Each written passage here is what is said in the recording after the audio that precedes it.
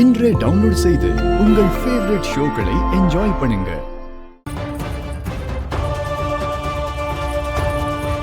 அண்ணி, இப்ப கூட ஒண்ணும் இல்ல. அவங்களை இப்பவே சீக்கிரம் பிடிச்சு மாமா கிட்ட மாட்டி விட்டுடலாம். இல்ல, கொஞ்சம் அமைதியா இரு. அவங்க முதல்ல எடுக்கட்டும்.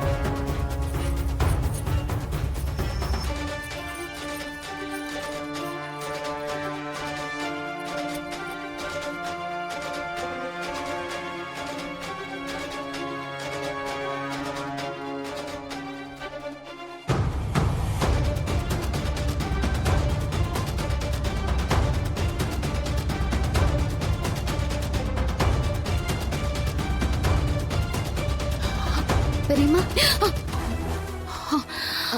நான் தான் பெரியம்மா. நான் பயந்தே போயிட்டேன் மாயா. இதோ இந்த பையில நகைங்க இருக்கா. நீங்க ஏன் பயப்படுறீங்க? நீங்க என்ன யார் நகையவா எடுத்தீங்க?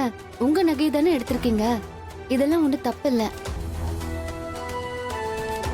தனாவுக்கும் கதிர்க்கும் நல்லது நடக்கணும்னு தானே நீங்க இதை கொடுக்க போறீங்க. இதை நினைச்சு பயப்படாதீங்க. இல்ல மாயா, அவர்கிட்ட சொல்லாம இந்த மாதிரி ஒரு காரியத்தை பண்ண வேண்டியது வந்துருச்சு. அத நினைச்சாதான் கஷ்டமா இருக்கு. எனக்கு புரியுது பெரியம்மா. ஆனா பெரியப்பா கிட்ட சொன்னா அவரு புரிஞ்சுக்க மாட்டாரு. அப்புறம் தனாவுக்கும் ஹெல்ப் பண்ண முடியாம போயிடும். அவரை மீறி நான் இதை செய்யணும்னு நினைக்கல. தனா வாழ்க்கை நல்லா இருக்கணும். இதை விட்ட வர வழியும் தெரியல. நிறைய பொண்ணுங்களுக்கு இதுதான் பெரியம்மா நிலைமையா இருக்கு. வீட்டுல இருக்கிற பொண்ணுங்களுக்கு தனி சேவிங்ஸ்ன்னு கிடையாது. எந்த தேவையா இருந்தாலும் ஹஸ்பண்டை எதிர்பார்த்து தான் நிக்க வேண்டியது இருக்கு. ஒரு அம்மாவா உங்க மனசு இப்போ எவ்வளவு கஷ்டப்படும்னு எனக்கு புரியுது.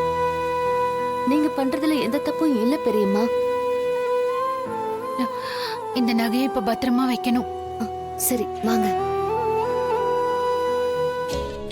பாத்தீங்களா அண்ணி, நகையை திருடினது தப்பு இல்லையோ? அவங்க செஞ்சா மட்டும் அதுக்கு ஒரு நியாயத்தை சொல்லிப்பாங்க. நம்ம மட்டும்தான் இந்த வீட்டுல கேனையா இருக்கோம். இப்ப இவங்களை பத்தி சொல்ல வேண்டாம்னு சொல்றீங்க. அப்ப என்னதான் ஐடியால இருக்கீங்க? சொல்றேன், வா.